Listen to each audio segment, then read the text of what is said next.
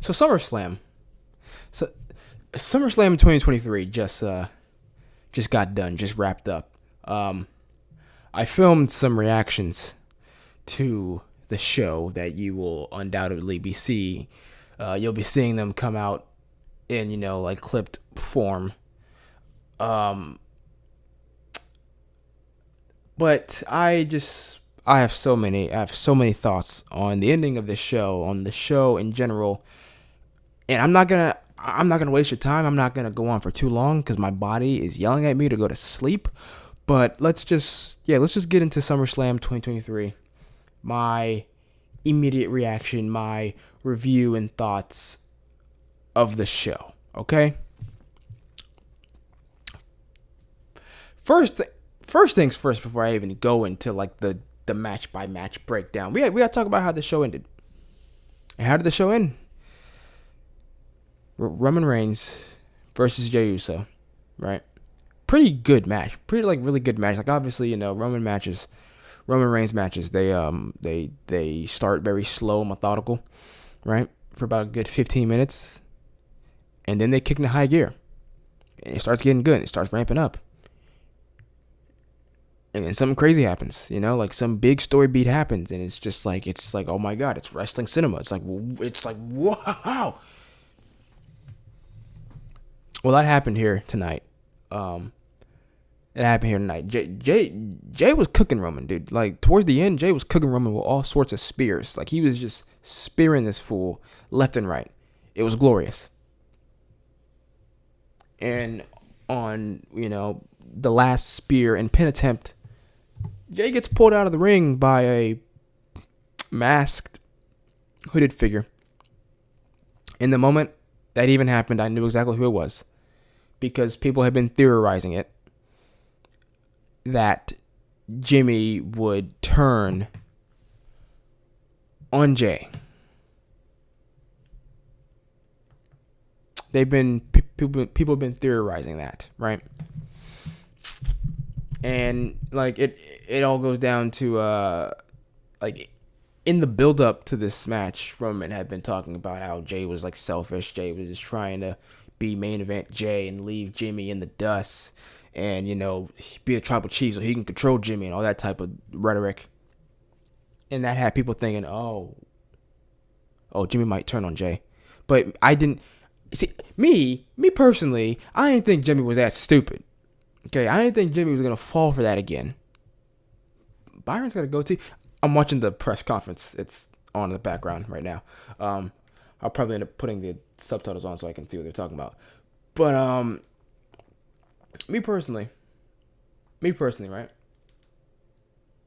I did not believe for a second that Jimmy was that stupid. But evidently he is.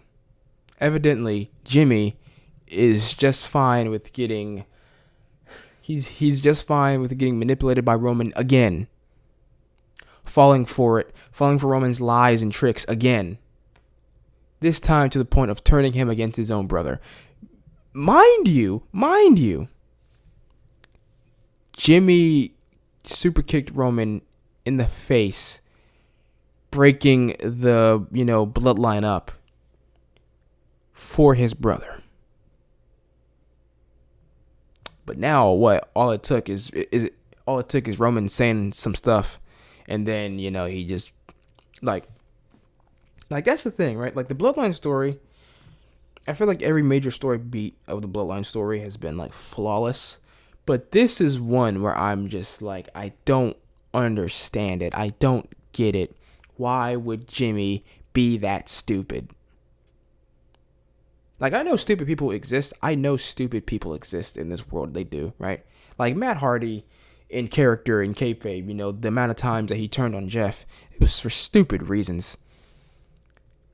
And I guess when it comes to tag teams of brothers, there's usually always the stupid one that turns on the younger one, or the other one in general, because they're jealous and all that. It's just like, it's played out. It's played out trope. It's stupid trope. And I was hoping the Usos wouldn't be one. I was hoping they'd be the one tag team where it wouldn't happen, but go figure, right? It's gotta happen. That's like the one thing. Like I need to hear like Jimmy needs to come out and say that, oh, this entire time that I've been in the hospital, Jay hasn't even visited me.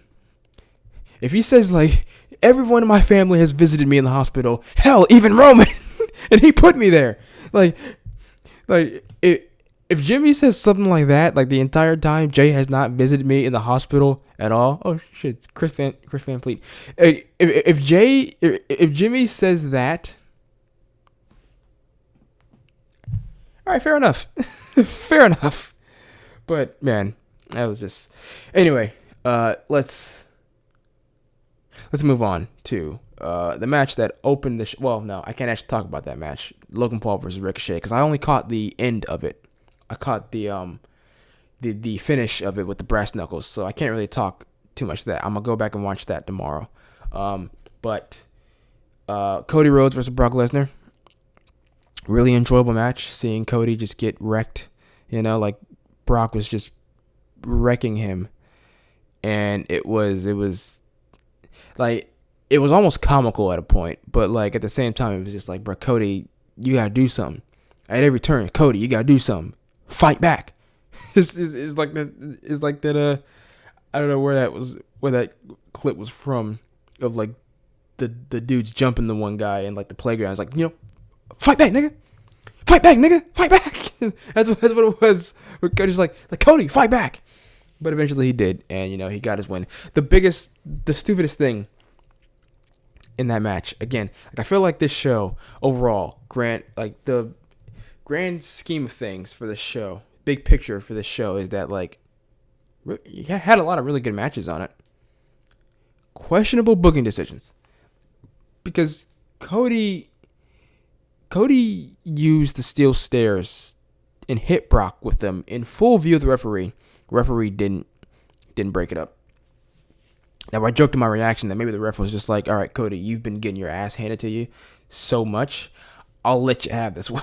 Like, mate, it's like a joke, but like that was very weird. And then by the end, after Cody got his win over Brock, the two stood there and they shook hands and they hugged, and it was just like, no, I'm sorry, no. If I'm Cody Rhodes, I'm not shaking your hand. I'm not hugging you. Not after you've been terrorizing me for the past 3 months. You broke my arm. You turned on me and beat me up with no reason whatsoever. Right? It's just like, no. That's just, it's not happening. But, Cody Rhodes is this super good guy, this superhero. He's like Superman, ultra good guy, of course. And I just, wasn't feeling it. Wasn't feeling it at all.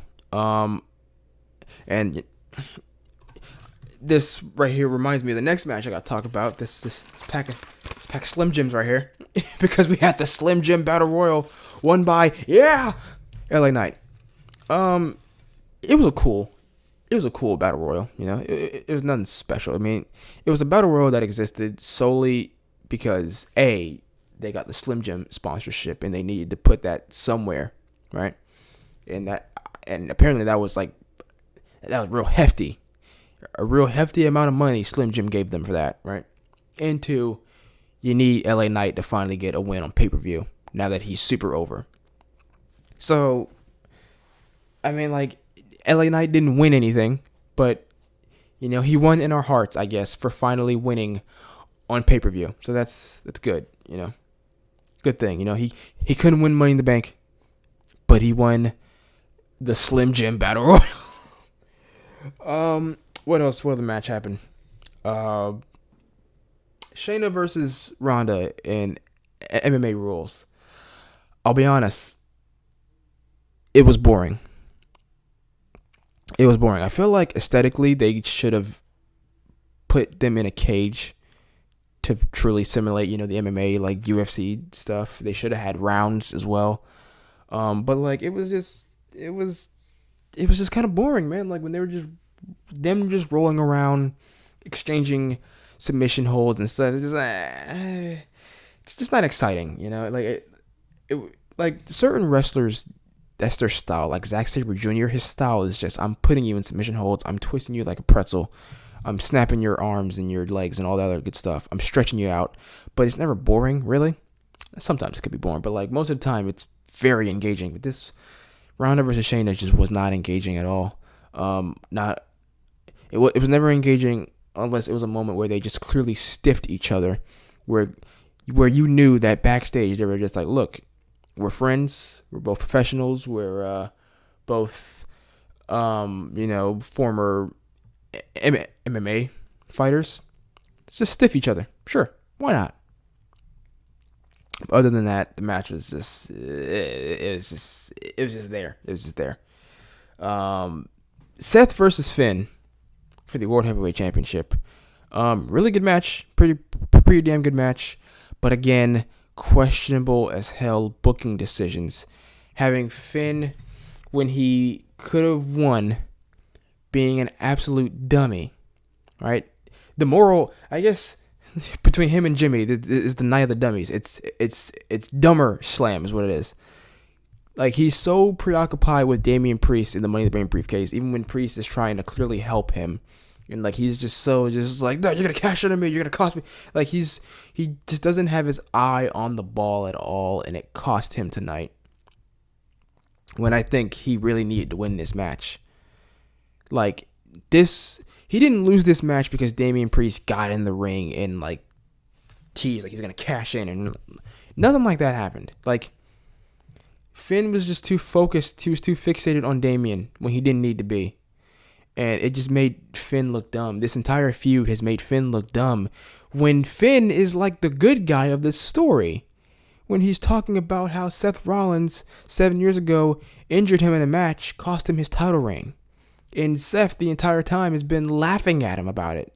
Like, yeah, he's been making fun of him. Yeah, I broke your arm or whatever. I tore your shoulder, and I cost you your title reign, your first main roster title reign when you came to main roster, and they strapped the rocket immediately to your back. I cost you that, and he's just been laughing about it. Like, Finn objectively was the good guy in this scenario, but they've made him out to look such a dummy time and time again that I just don't know where you go with Finn at this point. Like, Finn, that was dumb. That was a dumb booking decision. Dumb booking decision. What wasn't a dumb booking decision was giving Io Sky the women's championship after a pretty damn good triple threat match between Charlotte, Bianca Belair, and Asuka. It started a little slow because the crowd, they spent a lot of the match trying to get the crowd into the match. But I think the crowd, they were just down from the finish to Seth versus Finn. But once they really got in high gear, man, that match, I mean, they're showing you why they're three of the best women's wrestlers in the company, right? They even had me believe Bianca was actually hurt just for like a little second there. But yeah, a lot of great creative moments in the match. I thought I actually got spoiled on what the finish would be because I had read something like literally before the match started about how Kairi Sane is apparently coming back to WWE. She's re-signing with them. She was over in Japan. So I was thinking, okay, Kairi's going to come in and help Asuka retain, but that didn't happen. No. Instead, Bianca won because while Charlotte had Bianca in the figure eight, Asuka came in, spat that mist in her face, and Bianca rolled Asuka up, and that was it. But then it wasn't it because Io came down, wasted no time, pinned Bianca with that glorious moonsault, and she's the new WWE Women's Champion, and I could not be more excited for Io because I love Io. Like, she deserves it. She just seems like an absolute blast of a person, and as a wrestler, she is phenomenal, one of the best in the world. She absolutely deserves it. I can't wait to see what they do going forward. And like, Bayley didn't cost her or didn't even tease. Like, Bayley just came in with the briefcase and like gave it to the ref. Like, she didn't waste any time. So it's gonna be interesting to see what happens there. And they brought Dakota in. So like, I hope we get a good another good damage. Or I don't want to say another good because the first one was not that good because they never won really together. But Damage Control, I feel like give Damage Control another run. To like maybe a Survivor Series, maybe like see it to the see to the end of the year, I'd say. Like, let Damage Control go on a run where Io is the champion. Have Bayley and Dakota, whenever Dakota comes back full time, healed from her injury. And have them win the tag titles.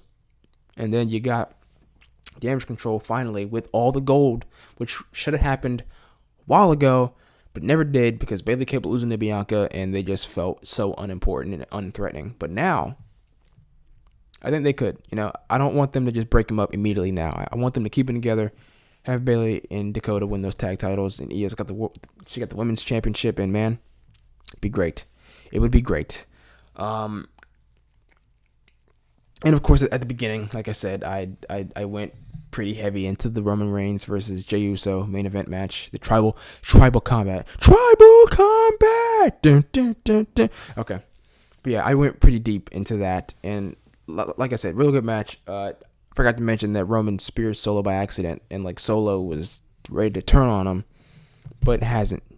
He didn't do it yet. He has not turned on Roman yet, which is interesting. The fact that Solo, who has just been Roman's pawn and he knows it, was not willing to turn on Roman in that moment yet, but Jimmy turned on Jey because Roman said some stuff and it triggered him, and I really got to hear that explanation. On Friday, I am going to tune in. I have to hear that explanation because Jimmy, you dumb son of a bitch. Anyway, as an overall show, I say SummerSlam wasn't as good as last year's SummerSlam. Last year's SummerSlam was really good. Like it really was. Like, it was really good. And I know it was like the big hype of Triple H is in charge now, but I really felt like quality, top to bottom, it outmatched this SummerSlam. This one, again, the in-ring action, really good for the most part, but the finishes, the booking on some of the stuff is just like not the strongest. But yeah, I'd give, out of 5, I'd give it like 2.5. Out of 10, I'd give it like a 6.5 or 6.5 or 7. But yeah, this was nothing. This was not that amazing SummerSlam you would expect to get with Triple H still in, the creative control, right? Yes, we know Vince is still there, like overseeing everything, but like if you've been paying attention to how the company's been ran and booked, even while Vince has been sort of shadowing Triple H, you can tell the difference between their booking philosophies. But this was just yeah. Anyway, Io was on the press conference, my baby Io, and Big Booty Bayley. So I have to go. But yeah, there's my thoughts. Them's my thoughts on SummerSlam 2023. And yeah, I'll see you guys later.